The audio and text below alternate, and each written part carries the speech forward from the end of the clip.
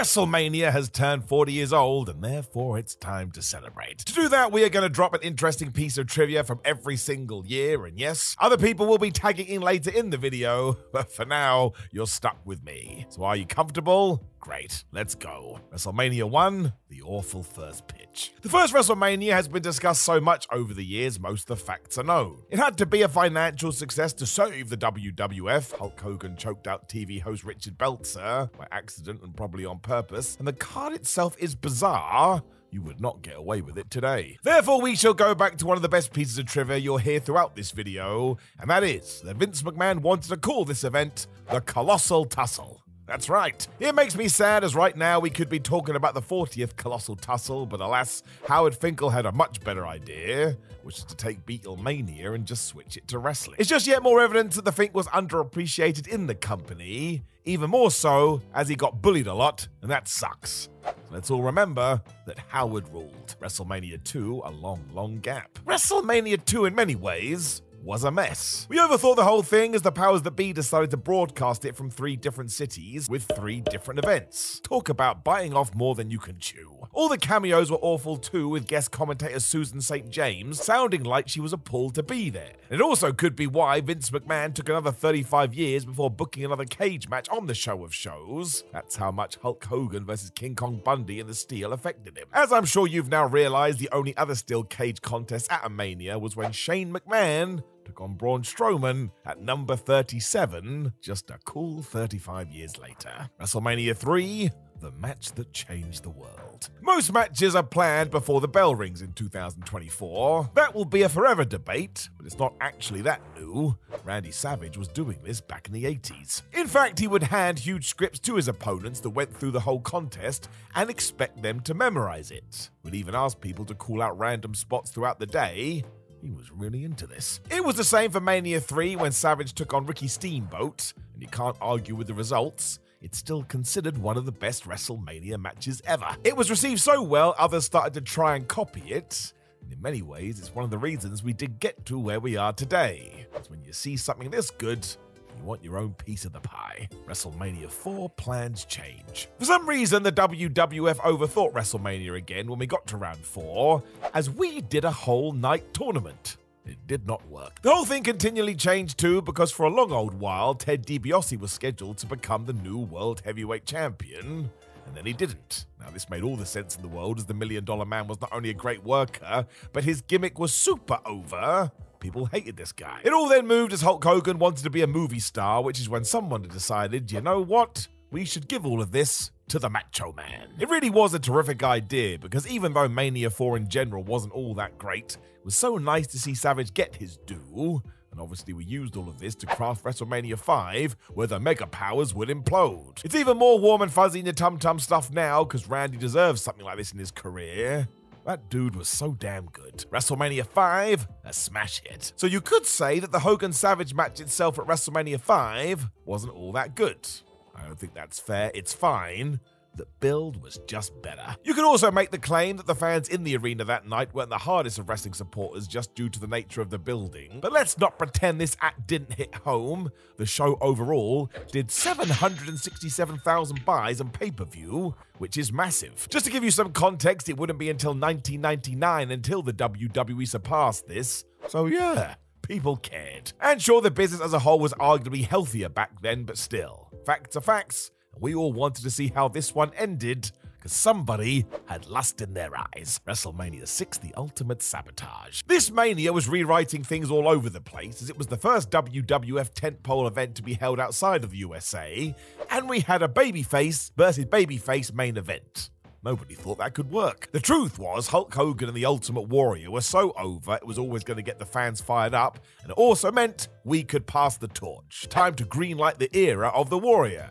And then somebody went nope. As we would learn, the drop-by rate was actually telling a bigger story, because as popular as the Ultimate one was, something just wasn't going to click. Didn't help that Hogan caused shenanigans afterwards. He himself has admitted he deliberately made sure it was him who passed the world title to his rival, so that when Hulk left the building, everybody would be looking at him. Cheers, dude. Even with all that, though, this wasn't the first time Hogan had pulled something like this, as we saw with the Macho Man. Randy Savage totally flew, so for whatever reason, just wasn't the right position for the real-life Jim Hellwig. We also should point out that Hulk did kick out at 3.1 to show that he wasn't really beat, however. I mean, all of this is so ridiculous. WrestleMania 7? Surely not. So we do have to take this with a pinch of salt. Bruce Pritchard on his podcast does seem to embellish the truth here and there, because a good story is more important. Or at least it feels that way. If we do give him the benefit of the doubt, though, apparently Hogan's opponent at Mania 7 was going to be none other than the Tugboat. That's right. The story was going to be the same too, with old Tuggers being the Iraqi sympathizer, so it still would have been terrible, especially as the other rumor was that we were going to call him Sheik Tugboat. I mean, what on earth is happening? Out of context too, it just sounds like a ship that hates America. So I suppose in many ways, at least this would have been funny. Let's face it, when it came to the Sergeant Slaughter stuff, that was just embarrassingly bad. WrestleMania 8, Bret fools everyone. We all know that Bret Hart took his in-ring work very seriously, and it's why his matches hold up today. They're just great. He was so good at this too, he could even fool Vince McMahon as he did at WrestleMania 8, when he bladed to get some blood while facing one Roddy Piper. The red stuff was a big no-no in the 90s, as Ric Flair found out when he faced Randy Savage. McMahon knew that he had run the blade, and he got fined. Because Hart was such a pro though, he was able to convince the boss this was hard-way blood, and that he didn't mean it. None of that was actually true. Of course, Bret took this as a huge pat on the back because there was that period in time when him and the Nature Boy fell out over who the better talent was. At least in this moment, the Hitman could give himself an extra point. But yeah, if you do go back and watch this now and see all of a sudden Bret Hart pouring with red, well, he knew exactly what he was doing. WrestleMania 9, The Secret of the Eye. People are still debating this today, and it's an interesting question. Why was Hulk Hogan's eye all bruised during this event? Some say it was due to another wrestler socking him one, and even that individual was none other than the Macho Man Randy Savage. That's never been totally confirmed, so I would take it with a pinch of salt. The give and tell is that Hulk was mucking around on a jet ski before the biggest show of the year, and after he had a nasty accident, he smashed himself in the face. And the real problem is that this story comes from Hogan himself, and we know how trustworthy that guy is. He still thinks Andre the Giant weighed 750 pounds, and that he wasn't actually ever going to go up for the slam. Sure, Hogan. Sure. If you do want to get into some Google territory, though, you will get absolutely lost in this, and all of a sudden you will be reading about Hulk Hogan's wife, and none other than Miss Elizabeth. So if I were you, I wouldn't do this. It will steal your day away. WrestleMania 10, a genius idea. The ending of the 10th WrestleMania is excellent. Bret Hart finally defeats Yokozuna to win the WWF title as the locker room empties to wish him well. It really is the sight to see. While some were quick to praise management for this call too, it actually came from the mind of somebody else who has already come up in this list a lot. It was Randy Savage. The Macho Man had seen how ridiculous the situation was at WrestleMania 9 when Hogan had just won the title from nowhere, so why not do a 180 a year later, highlight the Hitman as the talk of the town. This of course ties into those rumors that Savage and Hulk were always trying to get one over each other. When it comes to situations like this, it was definitely the right move. It felt like a true "we have a brand new moment" guy, and it still kind of went wrong. It wasn't Bret's fault.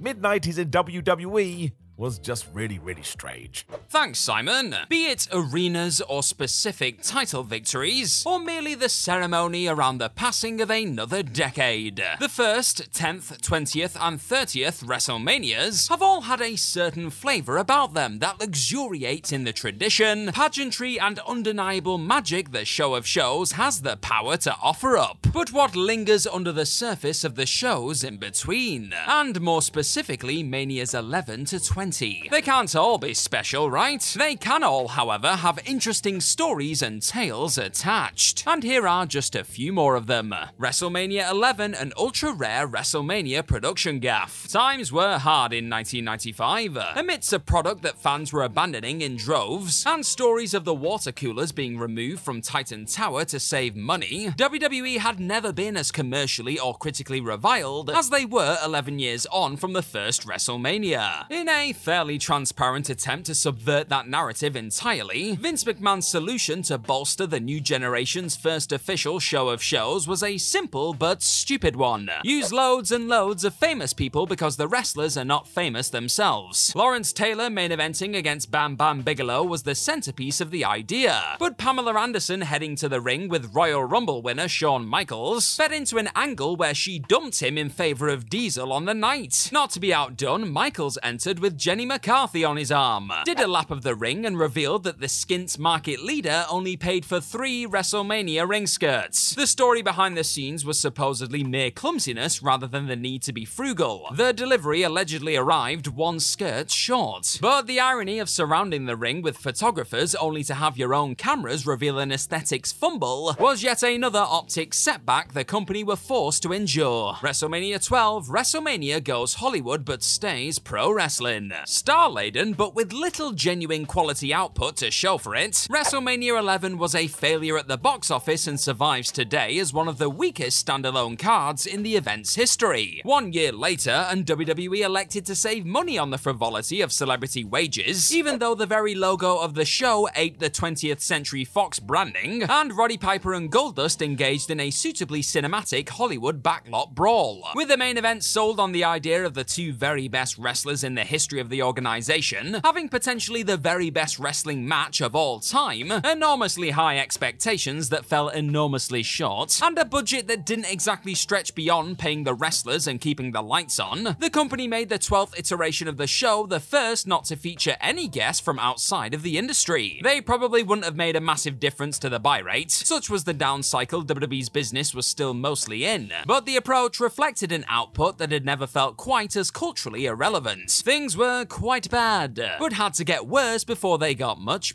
better. WrestleMania 13, best of all time, worst of all time. No, that's not a cruel takedown of the disparity in quality between the 2 advertised big singles matches on the WrestleMania card, though one could be forgiven that Psycho Sid's alleged mid-match accidental defecation was a dirty protest, having had to live through the stinker he was having with The Undertaker. The WWE Championship match wasn't much to write home about at all, but mostly because it didn't stand a chance of living up to the standards set by Stone Cold Steve Austin and Bret Hart. Entire articles about that match exist on WhatCulture.com, and it took a number of years for its influence to truly be felt, especially in its immediate aftermath, because the fewest people in WrestleMania history paid to watch it live. It's a correct but subjective take that Austin vs. Bret was the best WWE match ever, but an objective one to confirm that WrestleMania 13 drew the lowest buy rate in the history of the show. Just 237,000 households bought the event, down from previous record holder 290,000 the year earlier. But those 237,000 saw Steve Austin become a made man, continued to watch, told their friends who told their friends, and nothing was the same again. WrestleMania 14 pulled 730,000 buys, reflecting the biggest jump in numbers between shows since WrestleMania 5 shattered numbers in 1989. WWE was about to get Hulk Hogan, Randy Savage big all over again, and by 1998, new Hulk Hogan, Stone Cold Steve Austin had his Macho Man waiting in the wings. WrestleMania 14, the birth of an iconic catchphrase, as both a signifier that the most electrifying man in sports entertainment is on his way to the ring, or closer to yet another epic promo, "If you smell what the Rock is cooking," became arguably the line most associated with a man that had a Rolodex of money ones during his years atop the wrestling business. And as is often the case with pro wrestling magic, it exploded a little by accident. WrestleMania 14 featured a series of special guests that WWE felt were in keeping with a shift in attitude for the product writ large. Pete Rose had been huffed from the Major League Baseball Hall of Fame due to a betting scandal and was destined to be hated in Boston where the show took place. The DX band represented heels and drew more heat than Triple H himself for their rendition of America the Beautiful. Mike Tyson was the baddest man on the planet by name and even more controversial by nature. Jennifer Flowers courted national infamy at the time for an affair with then-President Bill Clinton, leading to a presidential-like interview with The Rock ahead of his Intercontinental Championship bout with Ken Shamrock. The cutesy piece was an excuse for the title holder to flex his promo skills, and the line was, relatively for wrestling, thrown away, as he wrapped up a gag about the size of his genitalia.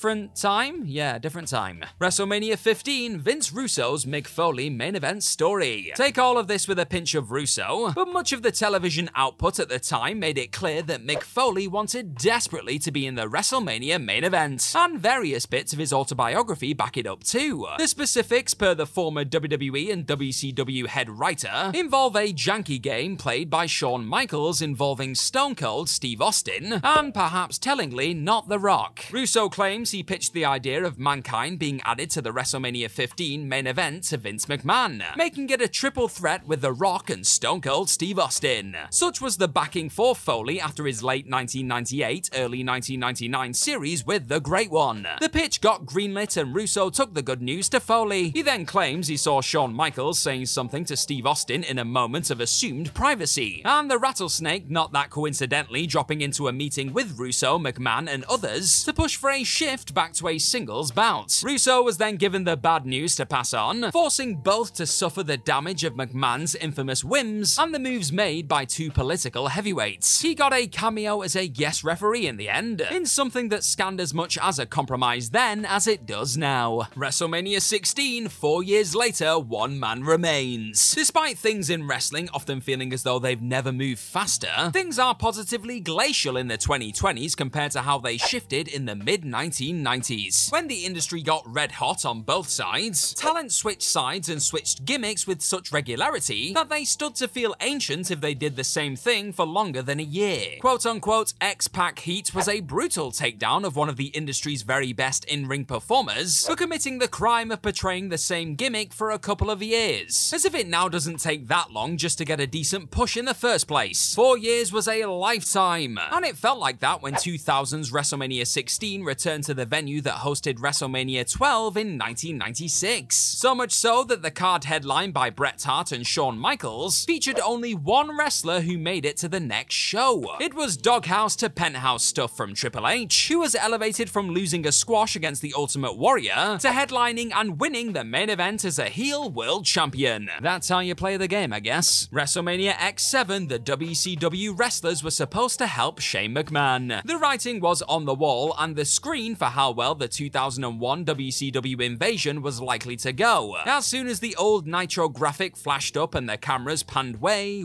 up into the gods to locate the select few World Championship Wrestling talents in attendance at WrestleMania X7. Shane McMahon offered a shout out to draw the crowd's attention to the group, but that was the extent of their contribution to what proved to be the beginning of the end of WWE's cultural dominance. Per various stories from those there at the time, Shawn Stasiak allegedly wasn't great at keeping their involvement a secret, and when the leak reached Vince McMahon, he scrapped them getting anywhere near his family affair. In hindsight, it was a smart booking call, to be honest. The wrestlers were booed thanks to years of fan conditioning about the Atlanta outfit, and the younger McMahon being kept babyface was crucial to the contest's bizarre but brilliant outcome. WrestleMania X8, Bret Hart returns to WWE less than 5 years after Montreal. WrestleMania X8 was a pretty divisive WrestleMania with a pretty abysmal aesthetic. So here's a picture of a pretty divisive WrestleMania with a gorgeous one instead. This image finds Bret Hart entering the ring for his 1993 title defense against Yokozuna before Hulk Hogan just came along and spoiled everything. But these creative crimes committed against the Hitman were nothing compared to what happened to him in 1997. And you know exactly what happened, I'm not going to go into it anymore. And though it took until 2006 for the two sides to mend fences, and 2010 for Hart to appear on WWE television, one of the wilder stories to emerge from 2002's Show of Shows was that the excellence of execution was wanted as a referee. He noped it, of course, and that was probably for the best. Vince McMahon's creative juices had stopped flowing by 2002, and despite the event taking place in Canada, Hart's planned placement in the main event, with one of the architects, Triple H, as the babyface and fellow Canadian Chris Jericho as the heel, wouldn't have worked in the slightest. Good call, Hitman, good call. WrestleMania 19, the insane trivia note about Brock Lesnar's road to WrestleMania. At WrestleMania 19, Brock Lesnar could have ended his career and then some, when the first main roster airing of his fabled shooting star press went horribly wrong. It became the defining moment of his main event against Kurt Angle, obscuring any and all stories about what the next big thing was up to. In this case, he was working past and future WrestleMania headliners in back-to-back collector's items. Brock worked twice between a bait-and-switch SmackDown match with Kurt Angle in March, and the April Show of Shows, sharing the ring with The Rock and John Cena over the 48-hour period. The Great One went over Lesnar clean on March 15th in a Miami house show battle, before the Beast rolled over Cena the next night in Tampa. The results make relative sense in context. Hollywood Rock was set to beat Steve Austin ahead of losing to an incoming Goldberg, and Cena's nascent rap gimmick had gotten him a spot on the WrestleMania pre-show. But the former being trapped in the memories of those that attended makes it one of the great hidden gems. WrestleMania 20, Molly Holly offers up her hair to get on the show. With WrestleMania 20 hosted inside Madison Square Garden for the third time, and with a "Where It All Begins Again" tagline attached, there was a feeling both inside and outside of WWE that the 20th edition of the show had to be the most prestigious ever. Not that the card wasn't free of filler, but the need to get everybody on the show often didn't extend to the women's division, and Molly Holly knew this all too well. The prior two WrestleManias had featured one women's match, despite the re-establishing of the division in 2002, and Holly didn't manage to get into either of them. At the third time of asking though, she cracked the code: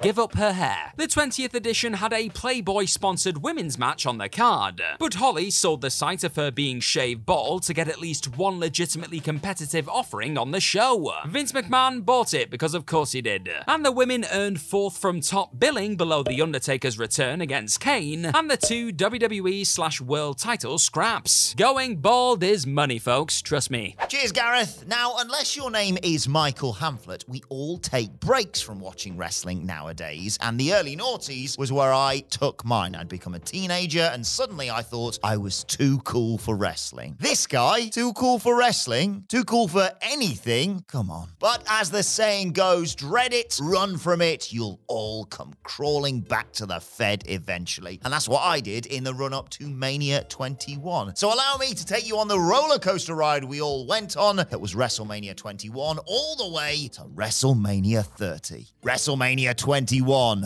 a legend's favorite match. At WrestleMania 21, Kurt Angle defeated Shawn Michaels in a true classic that to this day remains one of the very best matches held under the WrestleMania banner. Between the build and the match, fans were treated to the very best of Angle's astonishing range as an all-rounder. The finish was iconic too. A perfect example of the old "one guy goes over, the other guy gets over" mantra. By withstanding the ankle lock for an excruciating amount of time, Michaels went out like a badass. In a really cool trivia note too, it was the unexpected choice of a legend's favorite match. No less an authority than Bobby Heenan, who wasn't involved in wrestling at the time and had been mentally checked out for years in WCW, believed it was the greatest in-ring spectacle he'd ever seen. Hard to argue with him, isn't it? WrestleMania 22, the end of an era. In what is a strange historical irony in retrospect, WrestleMania 22 went big for its theme. Big time was the tagline in the show, and just in case you missed how big it was, Big Show opened, tagging with Kane against Carlito and Chris Masters, and WWE selected Peter Gabriel's 1986 hit, Big Time, just to drive the point home. It was an odd choice, welcome but odd. WWE and the noughties opted for Butt Rock, and later a pop hit penned at the time to make its flagship show feel modern and fashionable. Despite the tagline, though, WrestleMania 22 was smaller than every single WrestleMania that followed. Held at the Allstate Arena in Chicago, it was the last Mania event to this day, WrestleMania 36 hardly counts, not to take place in a stadium. From 2007 onwards, a huge cavernous stadium was the backdrop, and you'd expect that record to persist for many years yet. WWE would have to botch things very badly to be forced back into a mere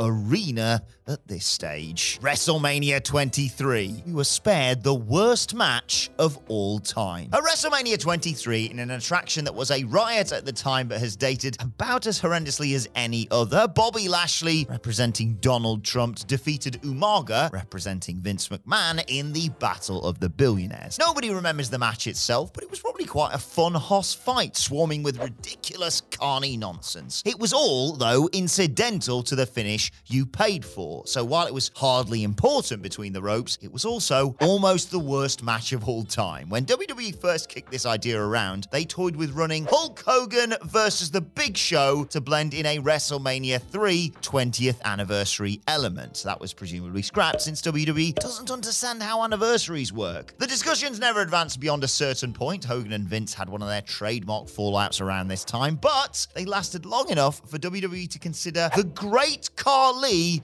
as his opponent. Christ almighty, a completely immobile man versus Khali. It really doesn't bear thinking about. WrestleMania 24. Ric Flair was a rare good sport. Ric Flair craves the spotlight like an infant craves milk. You might be surprised then to learn that Ric Flair, per Brian Alvarez's Figure 4 weekly column penned at the time, turned down the opportunity to headline WrestleMania 24 in his retirement match against Shawn Michaels. The match, of course, was unforgettable.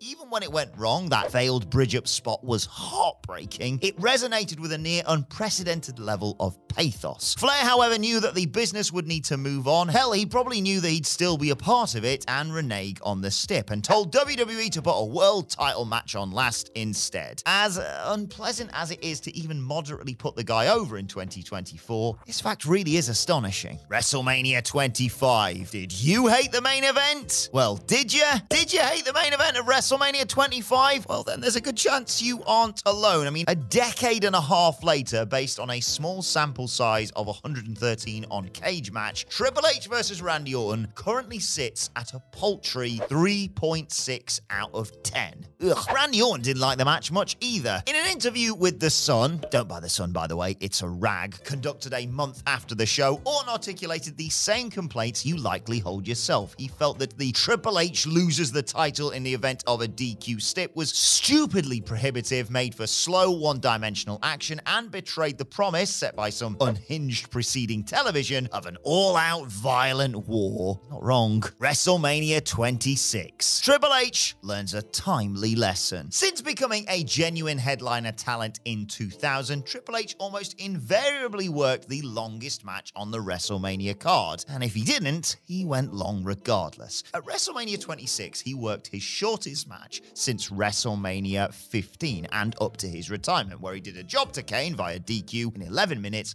and 33 seconds. At the University of Phoenix Stadium, he went a positively breezy 12 minutes and 8 seconds against Sheamus. The interesting aspect of this is that, by consensus, the match was one of his more well-received efforts on the grandest stage. It wasn't a blow-away great match in and of itself, but it was an accomplished effort that kept the card ticking along nicely and from which his opponent emerged with a degree of credit. Notably, it was also one of his loudest. It kept moving and the fans weren't left bored stiff by the worthy main event posturing and stalling. More of that to come. WrestleMania 27. Poor Dean Malenko. The Michael Cole heel character was insufferable, and I say that from a place of respect. Game recognized game. As if the wrestling wasn't generic enough and the storylines weren't embarrassing enough, literally every second of television was ruined because the voice of the company was an obnoxious arsehole. There can be no catharsis to be had because Cole didn't even get his comeuppance at Mania 27. He won after the match was reversed, and the program evolved into a sodding trilogy. The first match was unbearable on every level, though. Oppressive, tedious heat, non-existent excitement, awful, bloody comedy. It was impossible for it to be good. It had Michael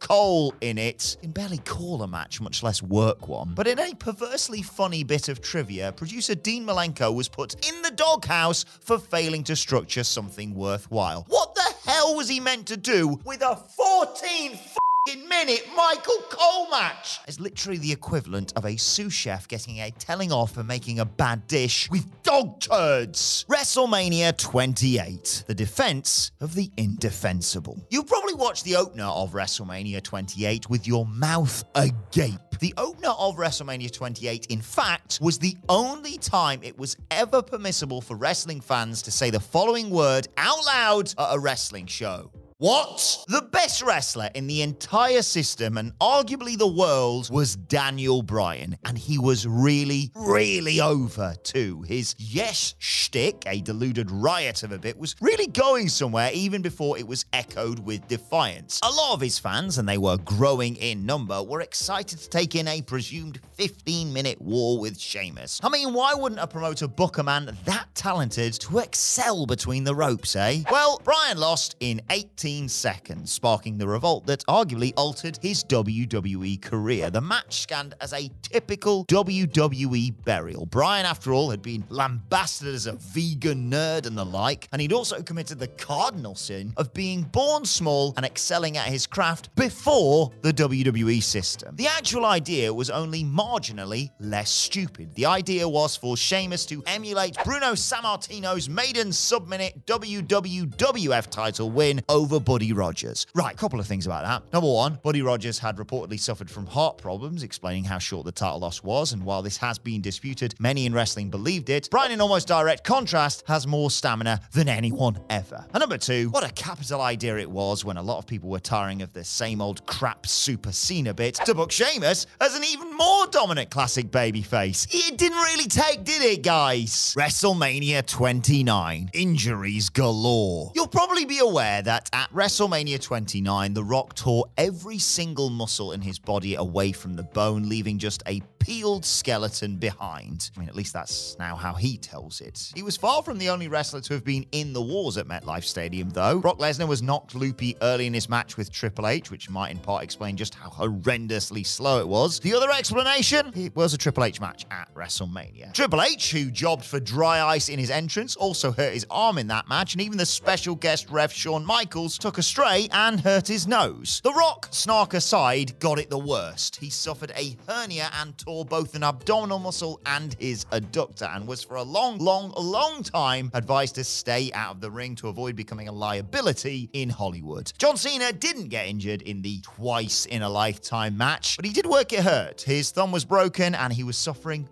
from a bout of food poisoning. WrestleMania 30, the ultimate false dawn. When WrestleMania 30 concluded, it was easy to believe that WWE had finally embarked on a bold and much necessary new direction. The Shield squashed 3 Attitude-era dinosaurs in under 3 minutes. Cesaro won the inaugural Andre the Giant Memorial Battle Royal back when you thought WWE believed in both the performer and the stip. The Undertaker, and this was key, actually lost at WrestleMania to Brock Lesnar, and the stages of grief that WWE perfectly orchestrated in the aftermath inspired as much negative emotion as the Daniel Bryan doubleheader sparked wild scenes of jubilation. WWE had pissed its vocal hardcore fans off one too many times. WrestleMania 30 was a show of contrition. New stars were made, old souls were buried. Except it wasn't. It was a one-night exercise in preventing a PR disaster of a full-scale main event exodus. Cesaro's push was quickly abandoned. Brock Lesnar amplified the worst characteristics of the part-timers, and Daniel Bryan was not made as the guy. He won the belts, yes, but he wasn't the guy, and was even told by Vince McMahon the week of WrestleMania 30 that Roman Reigns was his pick to be the next John Cena. I mean, at least let him enjoy it for a day, for goodness sake. Anyway,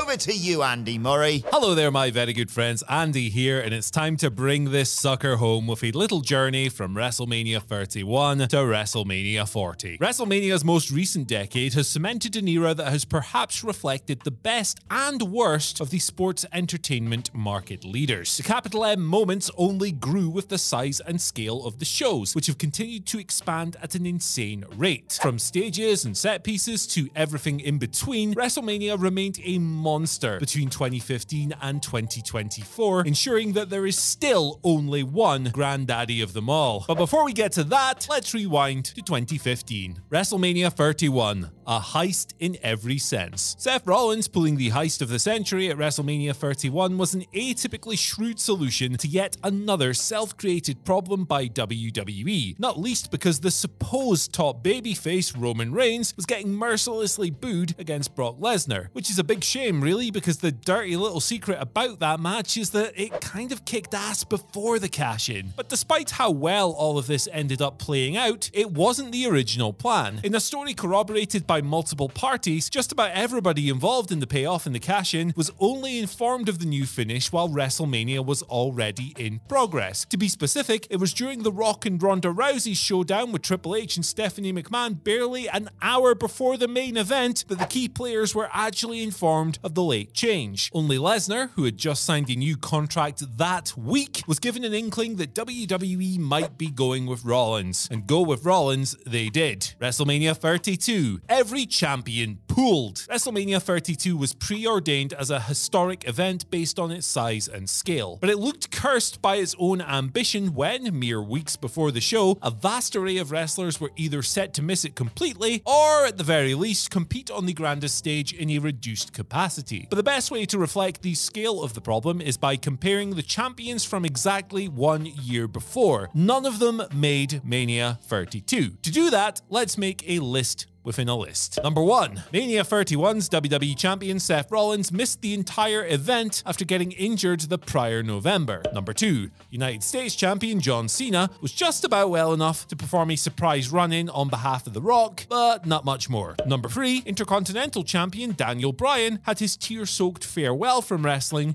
in February. Number 4. Tag Team Champions Cesaro and Tyson Kidd were goosed by the latter's career-ending neck injury. And number 5. The Divas title was binned at WrestleMania 32, but AJ Lee wouldn't have been with WWE to defend it anyway. The times were changing, as the show the next year also proved. WrestleMania 33, Jeff Hardy's long wait. Mania 33's best moment by a mile was the big return of the Hardy Boys, which capitalized on just how popular Matt and Jeff had become following the innovative broken universe that the pair occupied and performed in TNA and everywhere else in the mid to late 2010s. The Hardys were darlings of the scene to such an extent that mere hours before returning at WrestleMania, they were working a celebrated match with the Young Bucks for Ring of Honor. But returning at Mania was just the start of their celebrations. The Hardys, much to the crowd's surprise and a massive pop, were put in the ladder match for the Raw Tag Team titles and went on to win the whole damn thing. It was simultaneously creative, forward-thinking, and nostalgic, but it also binned off one of the most surprising WrestleMania records in the process, because up till that moment, Jeff Hardy had never won at WrestleMania. Beaten in ladder epics at 16 and 17, the Hardys were on the losing end of a four-way at 18, which marked the last Mania that Jeff worked until 2007. There, he lost a Money in the Bank match and was defeated by Matt at 25 before both of them were out of the company again. The cycle mostly repeated until the Hardys left in 2020 and 2021 respectively, leaving this the one night of glory that Jeff had at WrestleMania. Pretty glorious night though, Bobby Roode would be proud. WrestleMania 34, the influence of New Japan. In April 2018, AEW didn't exist, Impact and Ring of Honor had rarely felt further from the wrestling mainstream, and the seismic all-in hype was yet to kick into overdrive ahead of an industry-changing night in Chicago. So in these respects, WWE's North American monopoly seemed to be in pretty good health, but between major influences to the booking of the card and some notable attendees, the market leader's newest opposition made themselves clearer than ever. New Japan Pro Wrestling was still riding monumental highs at home, and the influence was growing. Former New Japan star Shinsuke Nakamura's Royal Rumble win set up a Wrestle Kingdom rematch with AJ Styles. This didn't quite live up to expectations, but it also drew the attention of a bunch of friends and former colleagues in Hiroshi Tanahashi, Kazuchika Okada, Minoru Suzuki, Tomohiro Ishii, The GOAT, and Juice Robinson. Those five were all in attendance for Styles vs Nakamura, having individually and collectively drawn some headlines of their own under Gedo's once impeccable pencil. WrestleMania 35, the longest and the last. Nobody wanted nor could have forecast the real reason WrestleMania would become a two-night extravaganza for good, but the global pandemic's inadvertent gift to wrestling was nearly a decade in the making. Mania had been steadily increasing in runtime for a long time, but when the WWE Network replaced traditional pay-per-view, things spiraled out of control. Never was this more apparent than at WrestleMania 35, when the 8-hour show stretched beyond